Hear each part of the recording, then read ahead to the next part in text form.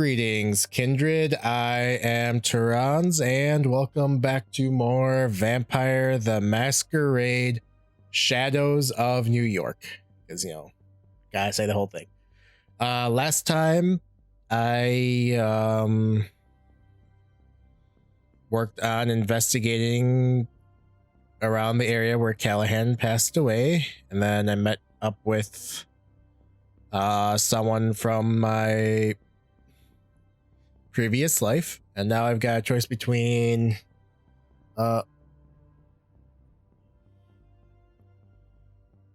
meeting with Samira or the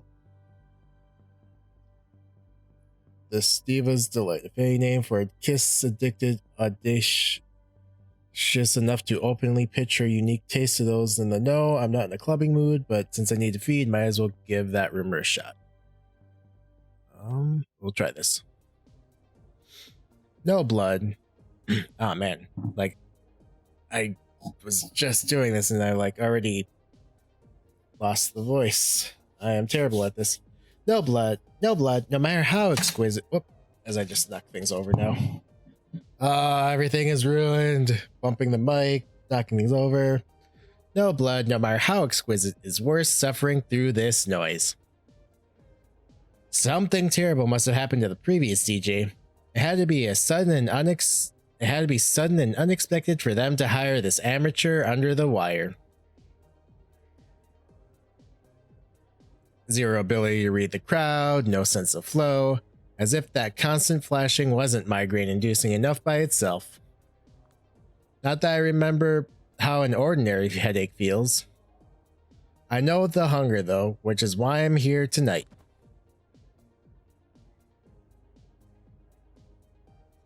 A purple-haired girl bumps into me, head down, tears flowing down her cheeks, hands trembling. As much as I'd understand it, I don't think it's the guy at the turntables that made her like this. Ugh. Oh, I'm so sorry. She bolts before I can say a single word. Well, who am I to blame her? A tactical retreat probably felt like a good idea. The trace of cheap booze in every potential vessel is faint, but ever present. At this point, the smell is all I'm getting. Come to think of it, I can barely remember how alcohol tastes. Maybe I should remind myself. Nah, that's dumb. But the bar is pretty much free of people at the moment. I get closer and take a peek at the drinks menu. These are some goofy fucking names, especially from a kindred's perspective.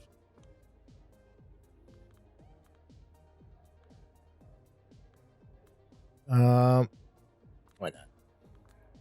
After a short while, the crackling of the ice cubes announced the arrival of the sparkling blend.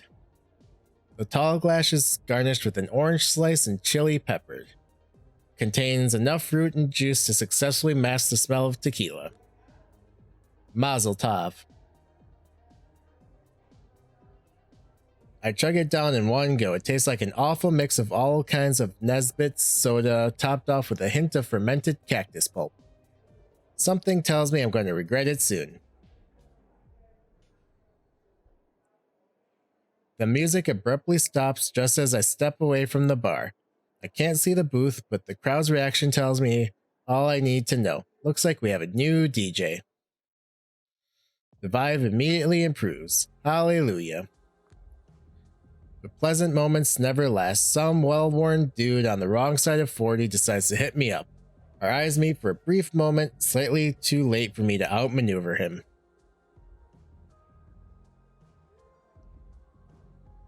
Strangely, there's no lust in his gaze, yet he seems like a predator closing in on its prey. Shit. Could he be the rumored Diva's Delight? A kiss addict clocking me as a bloodsucker? How come you're here all alone, sweetheart?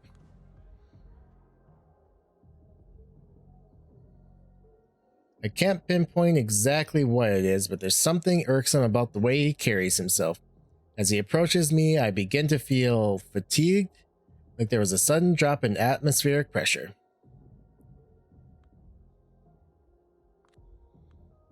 My unsure voice thwarts any attempts at sounding imposing. Can you bother someone else? I'm not in the fucking mood. He seems unfazed by my words, just tilts his head a little like a hound dog catching a scent. I feel spiders crawling up my spine. Is there something wrong? Here, let me... Hands off, asshole. I've got two options. We'll use... I can barely focus on his eyes, but he freezes in place for a moment. Hey, Stallion, how about you go bother that guy? He struggles with my chaotic command and gives me an unsettled look, but in the end, he seems to do what I want him to do. He approaches some meathead who immediately turns hostile. The meathead's first punch breaks the guy's nose. I don't wait to see the second one. As if meeting that asshole didn't strain me enough, an acrid feeling rises in my guts, instantly making me nauseous.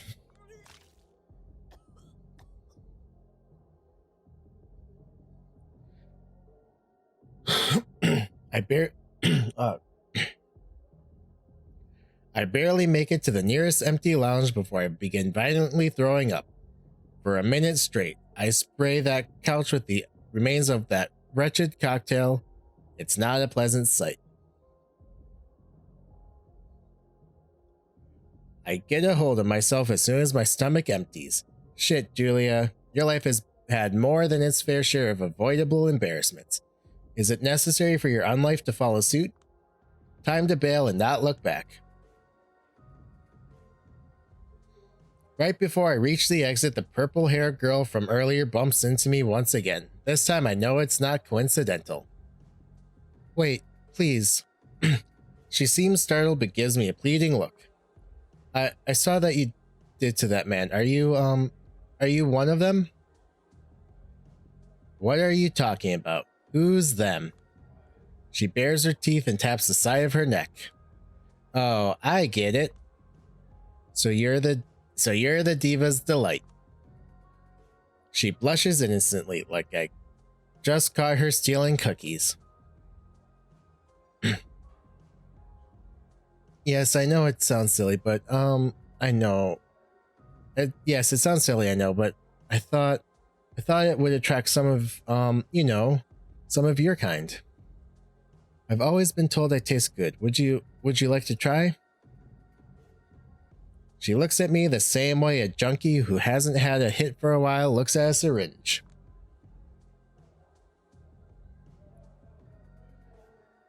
You know too much. There's no way you don't have a patron of some sort. Her eyes tear up again. I do, but maybe I don't. I don't know anymore. He shows up whenever he wants, then disappears for weeks. I don't even know his name. We were supposed to meet here tonight, but I guess he didn't show up. The girl keeps talking now that she has found somebody new to open up to. Any instinct she might have had to remain secretive is gone. Makes you wonder who thought it was a good idea to breach the masquerade for her. Before him, I used to have a caregiver. She was one of the divas too. She was exceptional. Noble, I think. She cared about me in a way. She always complimented the way I taste. Would you like to try? She clings to my arm like I'm Jesus Christ and Kurt Cobain at the same time, descended from heaven exclusively to turn her misery to bliss. I can't help but feel some disdain. Please, I promise you won't be disappointed. I know I won't be. I'm too hungry for that.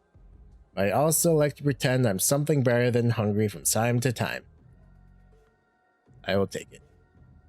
The hunger gets the better of me, but somehow I don't mind. This is what she wanted, isn't it? Quick look around. Nobody's paying attention. Why would they? We're just two random girls who seem to be into each other. I gently grab the back of her head and put my lips closer to her neck. She visibly trembles with excitement. As I bite down, her body softens. Then I drink, savoring each sip. She really tastes incredible, like an unfulfilled promise. Sweet, sweet innocence. As soon as I'm done, she loses her footing. Weakened, but undoubtedly relieved. I help her sit down on the floor. She smiles at me, joy glinting in her eye. Thank you, I really needed that. My name is... Don't talk, just rest for a while. I leave her alone in this state of bliss. She doesn't seem to mind. It looks like I did the right thing, right? I leave the booming sounds of the club behind me and get on with my night. Alright, it's about time I head to see Kadir.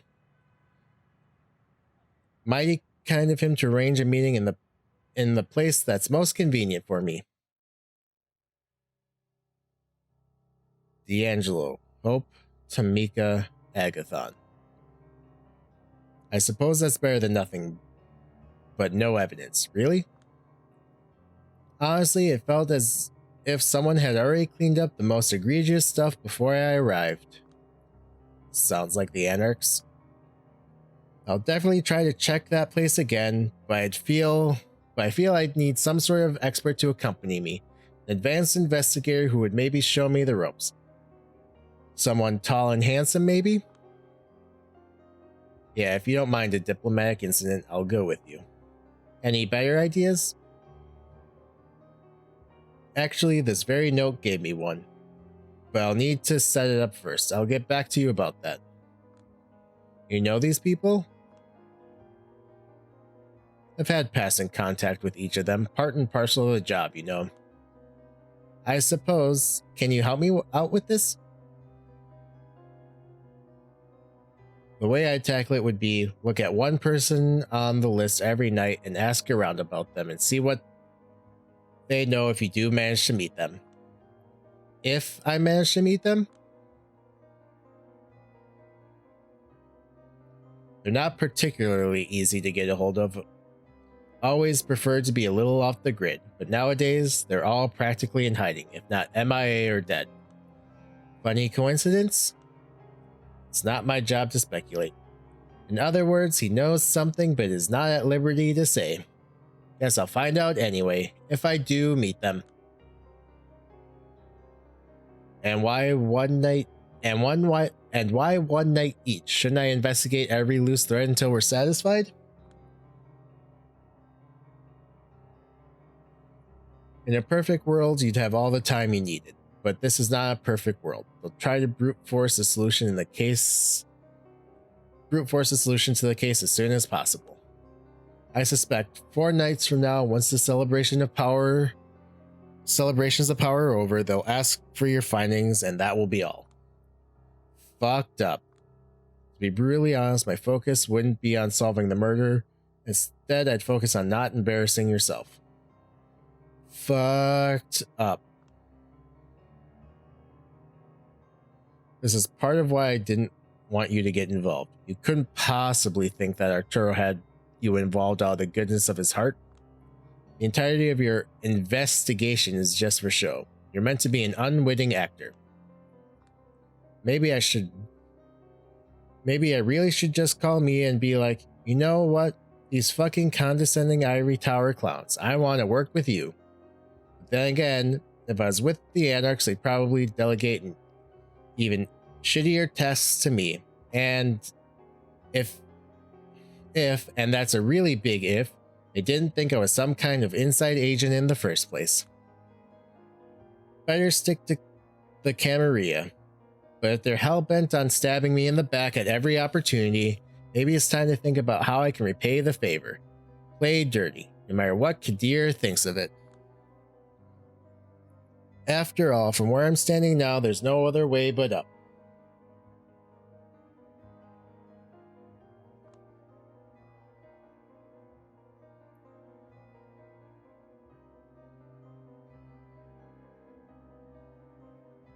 A penny for your thoughts?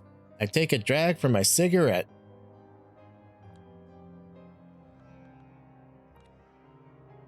Thought schmutz. I'm angry. What do you expect?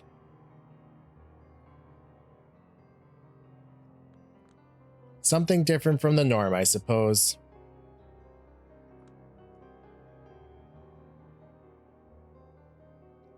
My anger levels are above the norm, I suppose. It's a nest. It's a nasty situation, but not what you. Sorry, I need to check this message.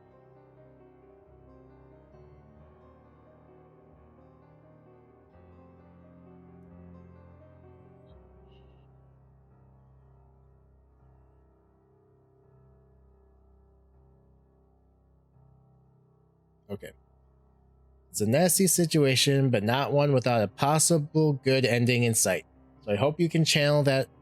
I hope you can channel that anger into something productive. I can try.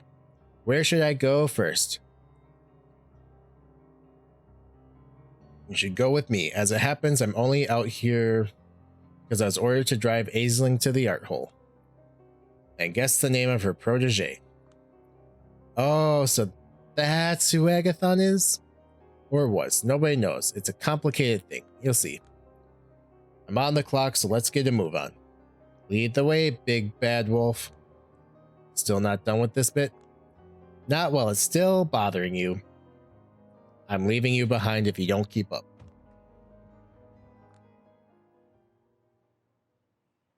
As I've told Kadir and numerous As I've already told Kadir, and numerous times at that, I have no idea what happened with Agathon. The Broadway Chantry, part of the Chantry of the Five Boroughs, is Aisling's usual hangout place these past few nights. She's in a hurry and not willing to talk. Do you have any idea about his connection to kindred going by the names of Tamika, D'Angelo, and Hope? I don't. I made it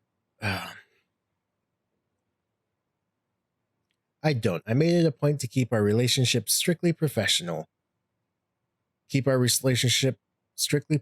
One, and never meddle in his personal affairs.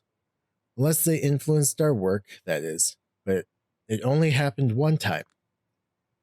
Ah, yes, the infamous Juno case. Could that Juno case be the reason he's missing? I seriously doubt it for many reasons. I think the boy lost his appetite for studying blood magic and set out to do a little soul searching. It was quite rude of him to not give me a proper warning before he departed. Still, this line of work is not particularly favored by folks with a perfect grasp of savoir-vivre. I do hope his search will bring him back right where he started, begging me to take him back in. The boy is talented. I did put a lot of time into mentoring him. If he doesn't, well, que sera, sera. No skin off my back.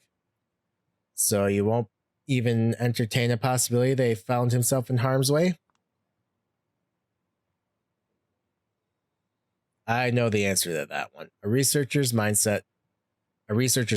She doesn't think it's worth considering that worst case scenario seriously and just takes things as they come. Precisely. If, for example, climate change scientists didn't operate this way, they most would have put a bullet in their own head long ago. That's a cheery thought. I'd like to search the Chantry for Agathon's whereabouts. Our good sheriff already did that long ago. You'd just be wasting your time, and ours for that matter. Didn't you say Helene was waiting for us, Kadir?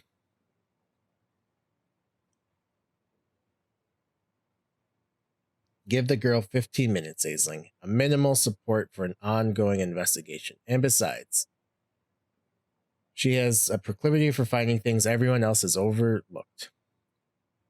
10 minutes, and if you attempt to pass this door or that one up there, I can guarantee you'll walk out of here alive. I can't guarantee you'll walk out of here alive. Thank you very much, High Regent. Just get on with it.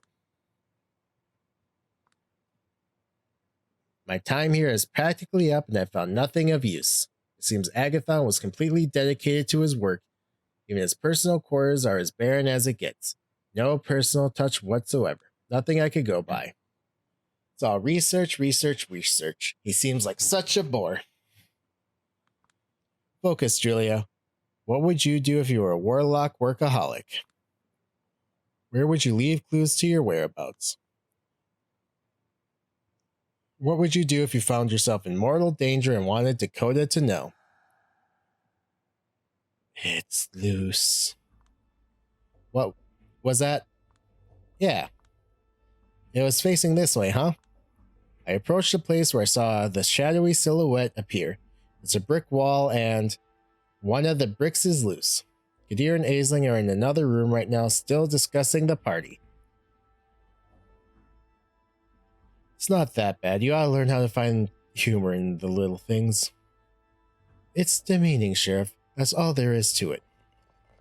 It's time. I work the brick loose until I can grip it. Then I tug it as silently as possible, revealing a hole in the wall. Inside, there's a book. I browse through it quickly. Agathon's diary. That's a bingo. Your 10 minutes are up, so are your 15 minutes, in fact. Are you done here? I could just get 5 more minutes. I feel like I could stumble upon something here if I just looked a little more. No way, Julia. Time to go. Fine. I put the brick back and take the diary with me. It did look like Agathon left it so that someone in the Chantry could find it. Presumably the High Regent. But my investigation takes priority for now. I bid Kadir and Aisling adieu and start looking for a secluded place to read the diary. This place right here should be secluded enough for me to browse through the diary in peace. I start quickly skimming the book, singling out sentences and paragraphs of what look interesting, trying to get a general idea of what kind of person he was, or is, I hope. The more I read, the clearer the image of the person becomes. He's been working under the High Regent for 15 years. There's an underlying shame in the way he talks about Tremere magic. He always describes himself as too slow on the uptake, too late to learn something, too much of an amateur. He was really tying his self-worth into his wisdom. Entries beginning in 2012 are terrifyingly regular. The handwriting is extraordinarily neat. The author's absolute dedication to his studies is palpable. If there's anything to his unlife besides work, it's his relationship with the 3 important women he holds dear. The first, his master, Aisling Sturbridge, whom he reveres for her knowledge, stoicism, and willingness to experiment. I was hoping to find some details about her secretive work here, but no dice. Looks like he was willing to risk someone finding all about his inner life, but not anything that could harm her studies. A good pupil serving a good mentor. I'm jealous. The second is another warlock, his ex-lover Juno, whom he feels guilty about. They had a conflict in which Aisling was involved. Having to choose between the two, he chose Aisling.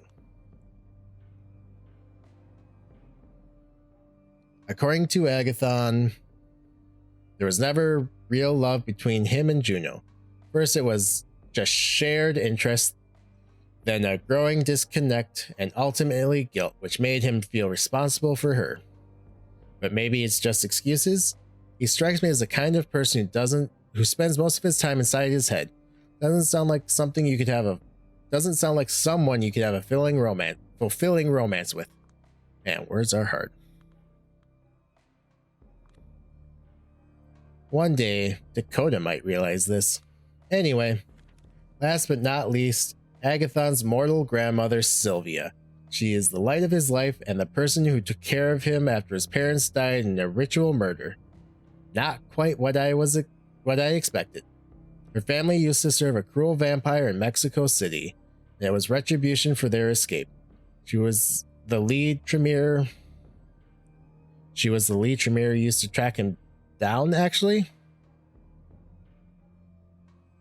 She was the lead. Okay, I think. Alright. He was keeping her alive for a long time, but a few months ago her heart gave up. Agathon blamed his insufficient skills, the kind of man who carries the entire world on his shoulders. Left alone with Aisling, he drowned himself in work, and eventually burned out. It doesn't sound like Sylvia's death was the only event that triggered his depression spiral.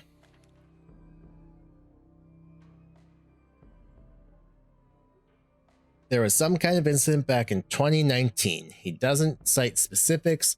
Another thing he was worried about writing down? It's all vague mentions of a person who made him fly too close to the sun. Whatever happened had the same effect as his grandma's death.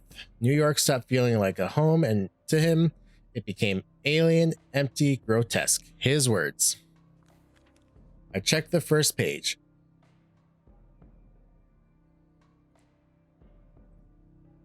There's a recent photograph of him glued to the inner side of the cover. He's facing away from the camera, showing only his profile, and striking a rather dramatic pose. At first look, it kind of appears poserish to me. However, upon closer inspection, it seemed like a goodbye photo. The final melancholic glance he throws in your direction before disappearing for good. There's also a single black feather. No idea what it means. Something's written next to the paragraph with a lot of flourish. It looks like a poem? More annoyed, sad. More than annoyed, sad. More than sad, unhappy. More than unhappy, suffering. More than suffering, abandoned. More than abandoned, alone in the world. More than alone, exiled. More than exiled, dead. More than dead, forgotten. The Sedative, 1917 by Marie Laurencin. Looks like he wrote it down recently. It might have resonated with his emotional state over the past few months. Most importantly, it seems to confirm his intent with his diary to me. The general idea seems to be his research will outlive him, so he doesn't even detail it. Still, he wanted some kind of tangible memory of who he was left for posterity. That's not all. There's still a mystery to be solved. Quite a few of the pages towards the end are missing, but it doesn't look like they were necessarily removed to redact information. They're torn off in a way that makes it clear the paper wasn't ever used. What's more, the preceding pages are empty as well. Could it be that that's when it happens again? I notice a bizarre shape in my peripheral vision. Bleed. I turn to catch a glimpse as fast as possible, but it's already gone. If my heart could beat faster right now, it would be jumping out of my chest. It's discomforting. I've been seeing these apparitions ever since I turned into this. The worst part is I feel they were always there, even as a mortal, they were sometimes in the corner of my eye, disappearing when I tried to look directly at them, making me think it was just my mind playing tricks on me. But when you're part of the Night Clan, there are times they don't disappear. There are times they talk, and there are times they try to force you to do their bidding. And worst of all, no, I don't want to think about it right now. Still, in my experience, they aren't exactly, I don't know, consciously malevolent. This one in particular was trying to help. I open the book on the first empty page and look around to make sure nobody is staring. Then I cut myself. Using a razor I keep in my pocket just in case. It's not a deep slice. I just want to let a droplet of Vitae fall onto the page. That's when the letters appear.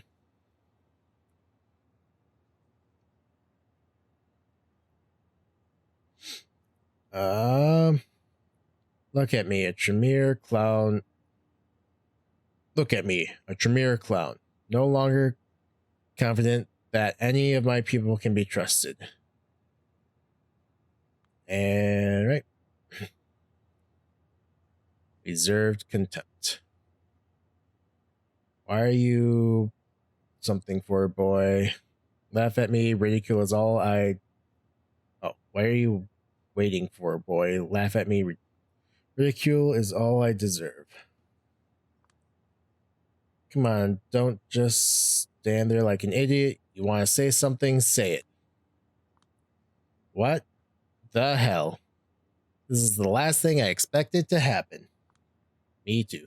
This diary is haunted. A series of quickly changing sentences and images composed of shadows and blood give me a window into another reality. It's not an objective view. It's like scattered remnants of emotions, similar to a half-remembered dream, full of holes, but an honest expression of one's mind. It might it be interacting with me? It's just a hypothesis, but I don't know why else it would show me Callahan. And was that Ellis Island? Right. This time I don't even look in its direction. The voice makes me feel oddly confident about what I need to do. I pick up the feather that was in the diary and dip it into my vitae. Then I write down, let's try compassion. You may call me whatever names you want. I will still pity you, old man. Well, ain't that mighty grand of you? I see what you are. In some ways, compassion from the likes of me is probably the worst gift you could get. Feeling of having hit the jackpot. It doesn't feel like this is the way these events took place. It's more like a way to explore Agathon's emotional truth about the way it all unfolded. In any case, the diary is reacting to me, and some shade of truth is better than nothing. It's a handy tool, and if I use it right, I might find some clues that could aid me in my investigation. There are a few thoughts floating around my head, like alien entities trying to make their way out. Is that also an effect of the diary's power? Let's try. I'm curious. What is the destiny you see in front of you?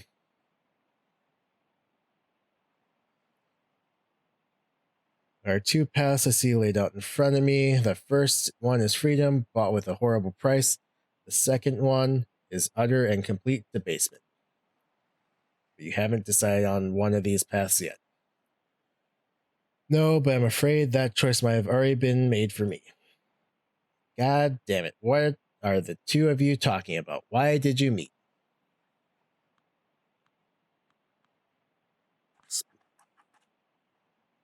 I've shared my intel with you. Is there anything you know that I might need to know? You've gotten yourself into a giant mess, boy. You think what you know is bad, you don't know the half of it. If you want to resist, first off, you're going to have to bite the hand that's been feeding you for so long. Blood running cold. All the scribbling disappears and another set start taking their place. All right. Well, I was hoping to finish this before the episode ended, but it's getting to the point where it's getting a little too long. So I'd like to thank you all for watching, and I will see you all next time with more Shadows of New York.